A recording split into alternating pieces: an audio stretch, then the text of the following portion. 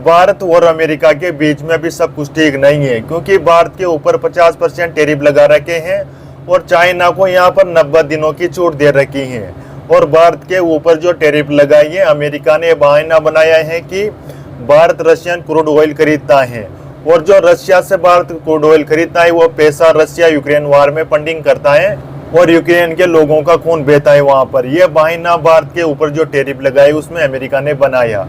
क्या यही बहाना था? नहीं, इसके अलावा भी जो पाकिस्तान के साथ में भारत का ऑपरेशन सिंदूर हुआ वहां पर भी मैटर फंसा हुआ है, क्योंकि डोनाल्ड ट्रंप चाहते हैं कि उन्होंने भारत पाकिस्तान का सीज पार करवाया है।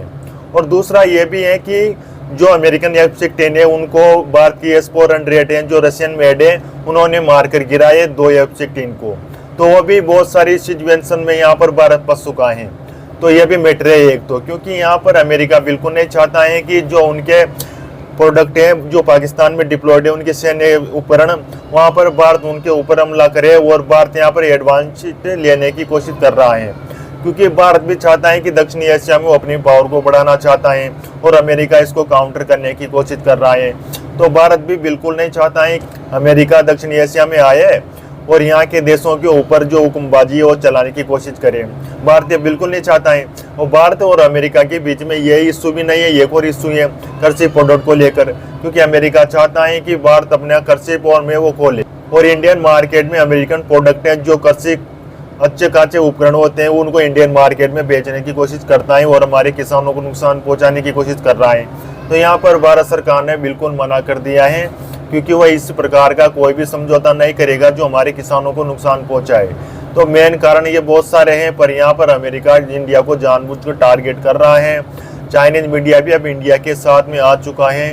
तो यहाँ पर देखना होगा क्या अमेरिका का यह स्टैंड रहता है भारत के प्रति, वो तो आने वाले समय में पता चलेगा। अब भारत भी यहाँ पर काउंटर कर रहा है। अभी एस जयशंकर रशिया के दौरे पर हैं, क्या पता वहाँ पर ये Su-57 फाइटर जेट है उस पर समझौता हो जाए या S-400 की वो और ज़्यादा बैटरी परचेस की जाए, क्योंकि ऑपरेशन सिंदूर के दौरान हमें बहुत सारा एडवांटेज जो पाकिस्तान के ऊपर मिला वो उसी दौरान मिला, क्योंकि जब S-400 ने पाकिस्तान के 5 फाइटर जेट गिराए तब भारत को बड़ा एडवांटेज मिला, क्योंकि पाकिस्तान के पास में कोई ऑप्शन नहीं बचा था।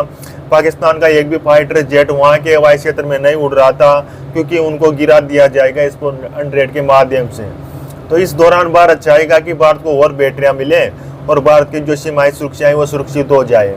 अब अमेरिका को यही मिर्ची लगी हुई है, क्योंकि भारत एक तो उनसे F-35 नहीं खरीदना चाह रहा है।